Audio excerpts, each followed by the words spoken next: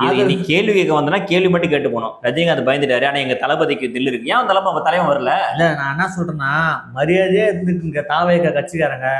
நீ எங்க வேணா தொடு. ரஜினிகாந்த் ஹை வோல்டேஜ் மரியாதையா இருந்துக்கு. ஏன்னா அவர் இல்லாம அரசியல் பண்ணவே ஒரே முடியாது. விஷயம். அவர் இப்ப நாளைக்கு இவர் முதலமைச்சர்னா அவர் கூட இருப்பாரு. அவர் எக்ஸாம்பிளா என்ன ஒரு பொதுவான ஆள் அவரு. அதான் சொல்லுவேன். இல்ல பொதுவான ஆள். இன்ன வரைக்கும் பிஎம் மோடி வந்து அவர் வீட்டுல பாப்பாரு. ஆமா.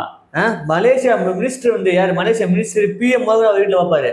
அதாவதுங்க சிங்கப்பூர் பிஎம் வந்து இவரை பாப்பாரு.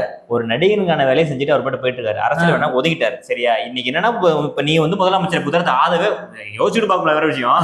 ஆதவே முதலமைச்சர் வச்சுக்க ஒரு மீட்டிங் கூப்பிடுற ரஜினி வரமாட்டாரா? சொல்லு. ஏன்னா நீ முதலமைச்சரை கூப்பிட்டா வரதான் செய்வாங்க. இது ஒரு ரெஸ்பான்சிபிலிட்டியான மரியாதை. உனக்கு உன் தலைவனுக்கு மரியாதை நடத்த தெரியாது. என்ன காரணம்? ஒரு கூட்டம் நடத்துறீங்க. நடத்துறது தலைவன் தான் தலைமை தாங்கணும். தலைமை தாங்க இந்த மாதிரி தற்கொலைகள் தலைமை தாங்கிட்டு இருக்கு. அப்புறம் எப்படி இருக்கும் பேச்சு கட்சி? இப்படிதான் நடக்கும். கேவலமா நடக்கும். இதை சொல்லியிருக்கு.